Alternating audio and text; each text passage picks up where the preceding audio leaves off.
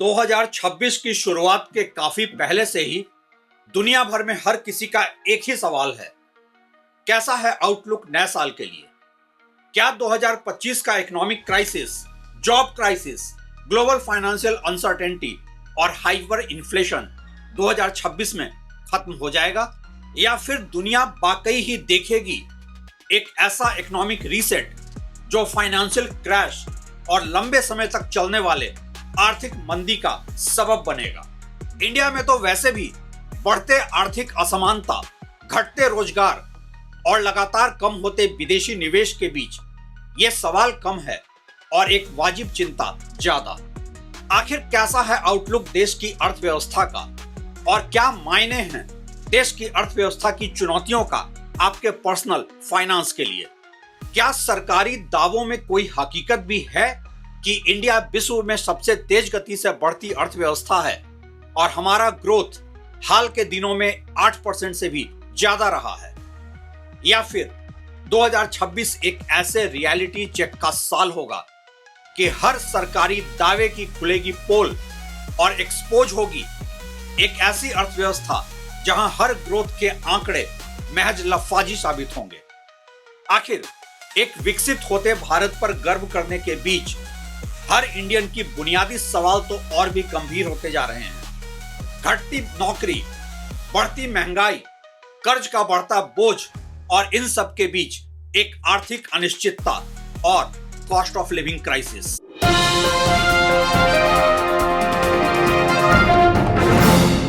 नमस्कार, आप देख रहे हैं ट्रैक टू रियलिटी और मेरा नाम है रवि सिन्हा।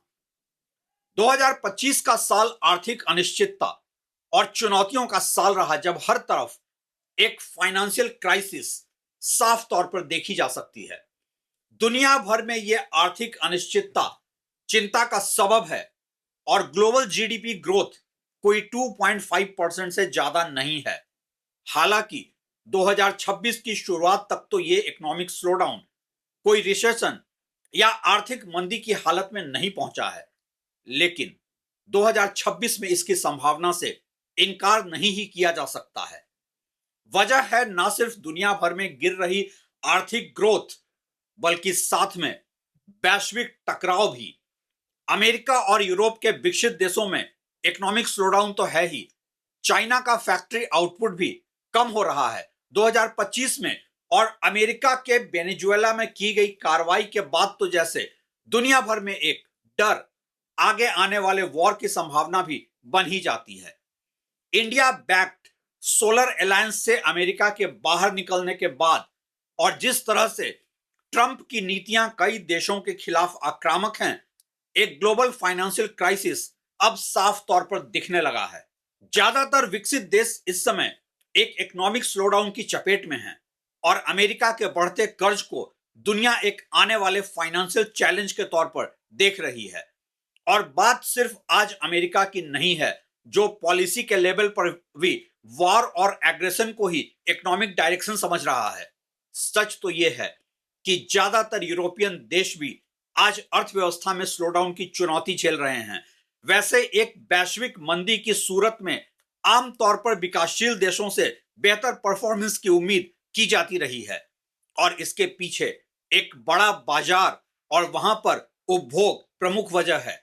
लेकिन यह इकोनॉमिक्स का कन्वेंशनल विजडम भी आज सही नहीं लग रहा है। इंडिया में तो कंजम्पशन और ग्रोथ चैलेंजिंग है ही, अब तो चाइना में भी एक स्लोडाउन दिखने लगा है। इसी के साथ यह सवाल भी उठता है कि क्या चाइना और इंडिया जैसे मार्केट्स को 2026 में टॉप परफॉर्मिंग देशों की तरह देखा जा सकता है? अभी कुछ महीनों तक तो ऐसा था, लेकिन अब नहीं ही रह गए हैं वो हालात। चाइना में भी फैक्ट्री का आउटपुट काफी स्लो हो गया है, और इसके पीछे एक नहीं कई वजह हैं। ग्लोबल मार्केट में डिमांड की कमी, घरेलू मार्केट में भी डिमांड की कमी, चाइनीज प्रॉपर्टी मार्केट का क्राइसिस और स्लोडाउन जो वहां की अर्थव्यवस्था में ग्रोथ का एक मेजर कैटलिस्ट था, और साथ ही है अब वहां पर सरकारी स्टिमुलस का घटता प्रभाव। और इंडिया दूसरी तरफ ट्रेड डेफिसिट और इंपोर्ट डिपेंडेंट इकोनॉमी जैसे कि इंडिया में तो ग्लोबल आर्थिक मंदी का एक गहरा असर पड़ना ही है। इन सब के बीच दुनिया भर में एक डर का माहौल है। ग्लोबल इकोनॉमिक आउटलुक काफी ग्लूमी है और हर देश सेफ्टी फर्स्ट की अप्रोच के साथ चल रहा है। और क्यों ना हो, जब दुनिया वाकई बदल ही रही है, इसका इकोनॉमिक मॉडल बदल रहा है, बाजार काफी वॉलेटाइल है और जॉब मार्केट बदल रहा है, आर्थिक असमानता दुनिया भर में लगातार बढ़ रही है। बात इंडिया की करें तो यहां की अर्थव्यवस्था में बहुत बुलिश होकर देखने पर भी जीडीपी ग्रोथ में सुस्त वृद्धि की ही उम्मीद की जा सकती है। हालांकि देश में जीडीपी ग्रोथ के दावे 6% से ऊपर के ही रहे हैं, लेकिन आईएमएफ, इंटरनेशनल मॉनेटरी फंड सहित दुनिया भर के अर्थशास्त्री अब इंडिया के जीडीपी के दावों पर ही सवाल उठाने लगे हैं। क्या ऐसे में भारत विश्व की सबसे तेजी से बढ़ती प्रमुख अर्थव्यवस्थाओं में से एक बना रहेगा? यह देखने वाली बात होगी। लेकिन इतना तो तय है कि पिछले वर्षों की जीडीपी ग्रोथ की अपेक्षा थोड़ी धीमी गति का अनुमान है। मुद्रास्फीति अगर अपेक्षाकृत नियंत्रण में रहे और आरबीआई की नीतियां स्थिर रहें तो ब्याज दरों पर दबाव कम हो सकता है। अगर मुद्रास्फीति आरबीआई के लक्ष्य लगभग 4% पर टिकती है और क्रेडिट सस्ता होता है तो निवेश और उपभोग बढ़ सकता है। लेकिन अभी इस पर कोई राय बनाना जल्दबाजी ही होगी। और इसकी एक और प्रमुख वजह है आर्थिक असमानता, जो जीडीपी ग्रोथ को चंद लोगों के ग्रोथ का आंकड़ा बनाती है, लेकिन आम इंडियंस के पास नहीं है कंजम्पशन के लिए हाथ में पैसा। घटती आमदनी, घटता घरेलू सेविंग्स, बढ़ती महंगाई, बेतहासा बढ़ता घरेलू कर्ज और इस कॉस्ट ऑफ लिविंग क्राइसिस की रियलिटी के बीच आम इंडियंस के पर्सनल फाइनेंस अब पर्सनल ट्रेजेडी बनते जा रहे हैं। पिछले साल भर से अधिक वक्त से ही देश में विदेशी निवेश में काफी आउटफ्लो देखा गया है और मार्केट के ज्यादातर विश्लेषक और अर्थशास्त्री 2026 में भी सावधानी बरतने की चेतावनी दे रहे हैं। ये कहना कि डीआईआई, डोमेस्टिक इंस्टीट्यूशनल इन्वेस्टर्स, अब काफी सहारा दे रहे हैं इंडियन स्टॉक मार्केट को, दरअसल इंडियन इकोनॉमी की ग्राउंड रियलिटी से आंख बंद करने वाली बात होगी। जिस तरह से देश में नौकरियां कम हो रही हैं, रोजगार और व्यापार दोनों घट रहे हैं और लोगों की स्पेंडिंग पावर कम हो रही है, कब ये डीआईआई इन्वेस्टमेंट गिरने लगेगा और आम इंडियंस के डीमैट अकाउंट बंद होने लगेंगे, कहा नहीं जा सकता है।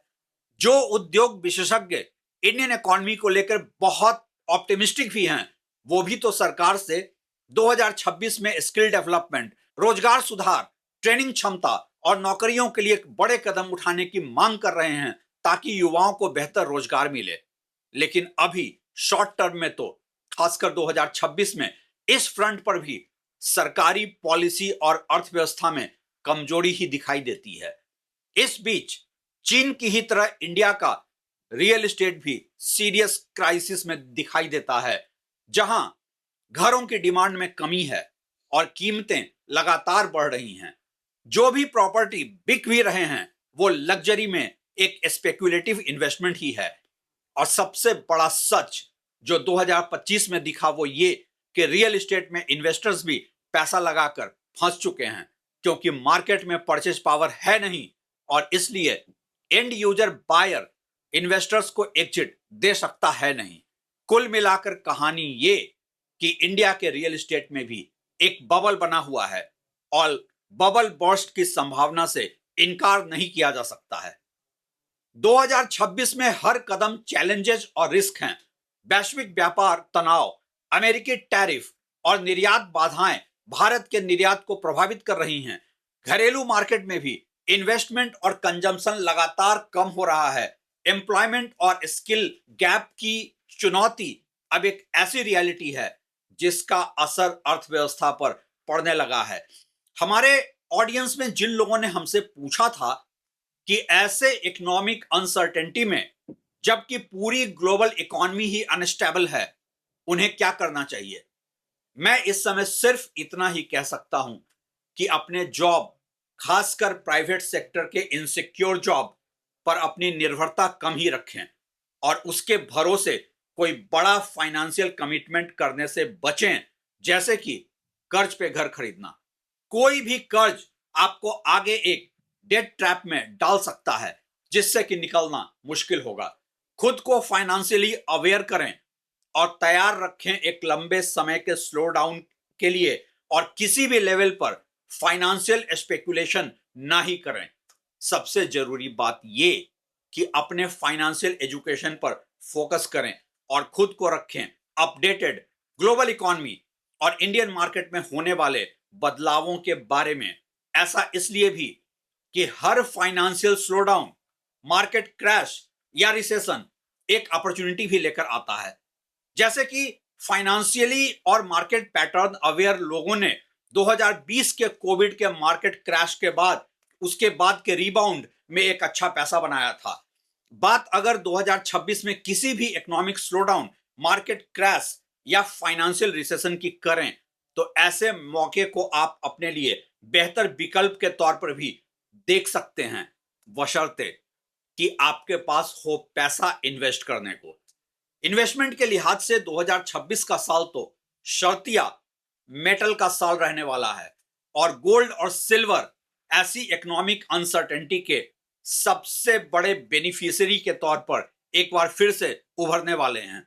अगर कोई बड़ा फाइनेंशियल रीसेट ना भी हो, अगर मार्केट थोड़ा वॉलेटाइल ही रहे और गिरता संभलता रहे, तो भी गोल्ड और सिल्वर का रिटर्न एक बार फिर किसी भी असेट क्लास से काफी बेहतर रहने वाला है।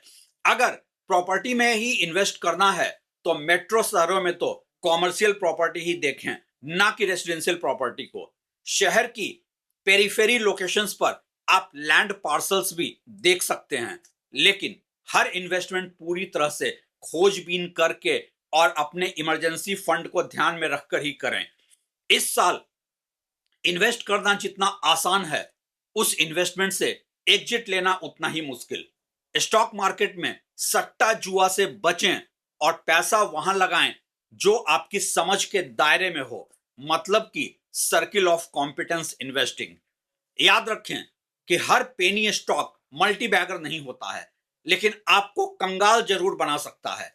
ब्लू चिप स्टॉक्स भी हाई पीई, बहुत ऊंचे प्राइस टू अर्निंग रेशियो वाले स्टॉक से दूर ही रहें। सबसे जरूरी बात यह कि पूछें खुद से कि किसी इकोनॉमिक अनसर्टेनिटी के लिए क्या है भी आपकी कोई तैयारी, या फिर आप भी औरों की ही तरह रिएक्ट करेंगे पैनिक होकर।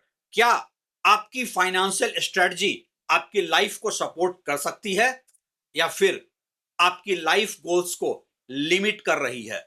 2026 में आपकी फाइनेंशियल प्रिपेयर्डनेस कोई आपको अमीर ना भी बनाए, ये आपको किसी फाइनेंशियल शॉक से जरूर बचा सकती है। एक संभावित फाइनेंशियल रीसेट के बाद वेल्थ उनके पास नहीं होगा जो अमीर बनने की चाहत में पैसों और मौकों से गैम्बल करेंगे, या फिर होप, एक उम्मीद को ही स्ट्रेटजी समझ लेंगे। वेल्थ उनके पास ज्यादा होगा जो प्रिपेयर्ड होंगे कि कैसे एक अनसर्टेन फाइनेंशियल वर्ल्ड में नेविगेट करना है। आज सबसे बड़ा सवाल ये नहीं रह गया है कि कैसा है इकोनॉमिक आउटलुक 2026 के लिए। बड़ा सवाल तो ये है कि क्या आप फाइनेंशियली अवेयर हैं कि दुनिया में कैसे इकोनॉमिक रीसेट हो रहा है, और उससे भी बड़ा सवाल ये कि क्या आप अपनी फाइनेंशियल स्ट्रेटजी के साथ तैयार हैं न्यू इकोनॉमिक वर्ल्ड ऑर्डर में नेविगेट करने के लिए। और इस सवाल का जवाब तो आपको खुद से ही पूछना होगा। शुक्रिया।